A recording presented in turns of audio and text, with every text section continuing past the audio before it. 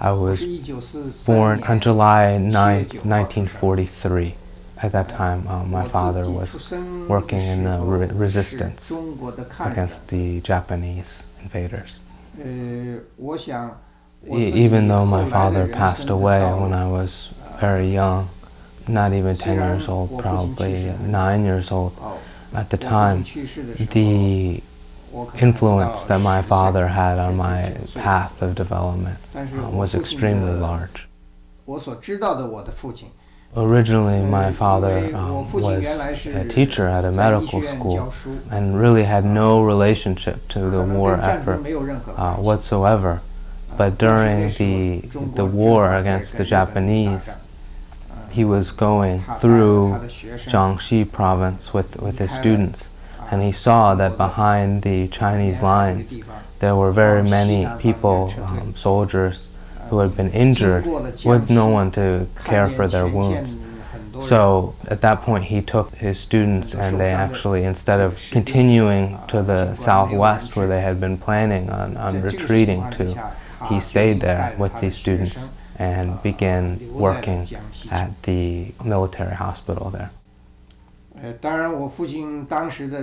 Even though I wasn't born at the time, my father started his work at the hospital in 1937.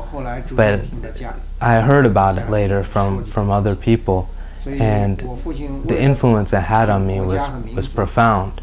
I know that his dedication, which led him actually to become the leader or the head of the military hospital after a couple years of hard work, and just the sort of dedication to society and the responsibility that he felt there for the greater society, influenced me in a very deep way. At that time, when my father decided to go and work at the hospital, he could have gone, very easily gone to a much safer place, far away. And during those 8 years that he was working there, during the war against the Japanese invaders, our family paid a very high price.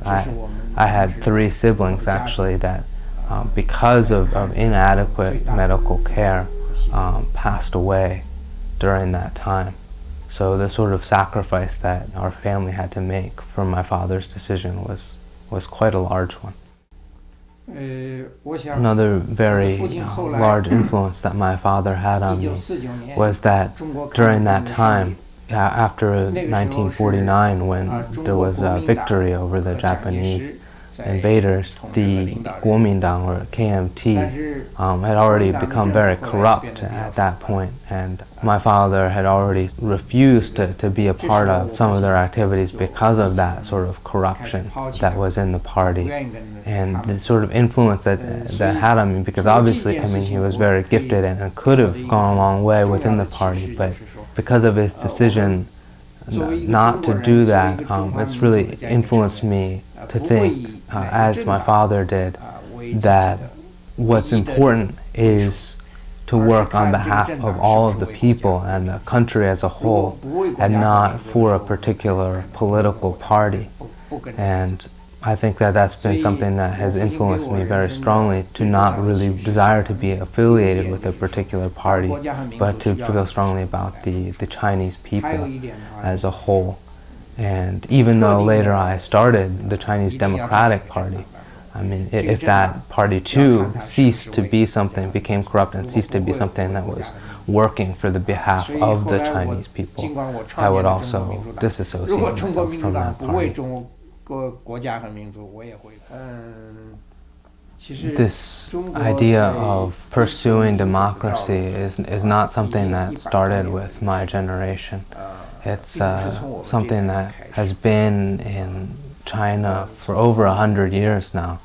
One important time was in around 1840, and the Chinese had been repeatedly defeated in battles and war, and there were a number of Chinese thinkers and scholars that gathered together to think, how can we bring China back to this more prosperous and robust society?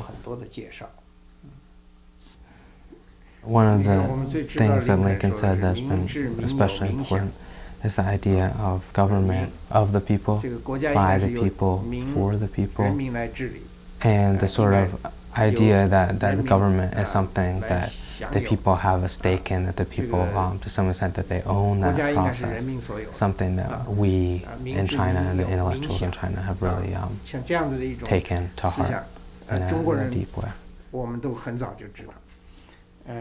Because I didn't go into the closed university system, I served as a soldier in the Chinese army for 5 years.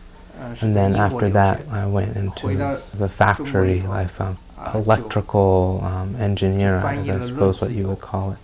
And it was interesting because I found there that the rhetoric that I had heard, a Marxist ideal of the proletariat as being the rulers, and in some sense I saw that that was really just a bunch of lies passed on by the Communist Party.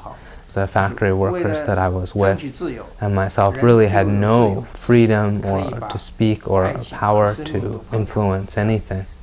And that period and the influence it had on me was very significant because I was able to see the gaps in the rhetoric of the Communist Party.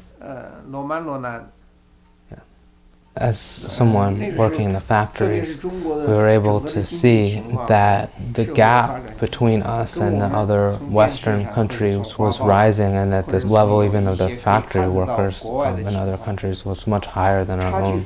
And people had often said that the problem with China was just that there are so many people in China. But I was able to see that Japan, which also has very, very many people, I mean, there's 100 million people on this small island, and that they were able to develop at such a quick pace was really, I guess, as someone who feels a sense of societal obligation, it was very disturbing.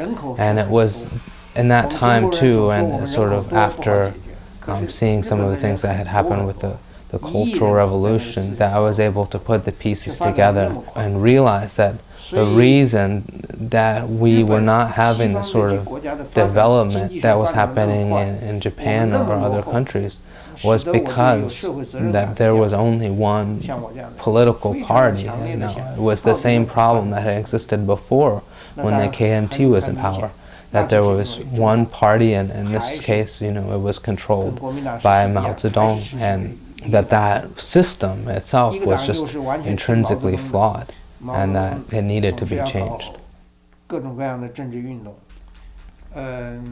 1976 was a year in which 3 of the highest leaders in the Communist Party passed away, Zhou Enlai, Zhu De, and Mao Zedong. And when Zhou Enlai passed away, there were a lot of people who wanted to come out and mourn him. And sort of another part of it was that they also wanted to express their discontent with some of the policies of Mao Zedong. And on April 5th, I was there in Beijing. Mao Zedong had decided to suppress these demonstrations, and I was able to see with my own eyes the violent means that they took to suppress these people who were expressing themselves. And it was at that point when I saw that I became completely disillusioned with the Chinese Communist Party, and I saw that it really was something that could not be rehabilitated, that it was something that was just at its core rotten. And I guess that was really when I started my activist work. Though my father had passed away a long time ago, at the time of the demonstration, my mother was still alive, and I was married. I had gotten married in 1971, and we had a child in 1972. And as someone with the family, I mean, I had to consider the risk, the danger involved in that activity. And actually, in 1976, at that particular incident, I wasn't involved as a participant, even though I was there watching and seeing that the Chinese Communist Party's actions actually wasn't acting on behalf of the the people of China. So after that, I started working on a book plan for the country, and to see what exactly direction it should go, and writing about political change. And it's interesting, even though I was involved working as a factory worker, really my true nature was an intellectual and was someone who was thinking about the greater political system and society and what direction things should go in.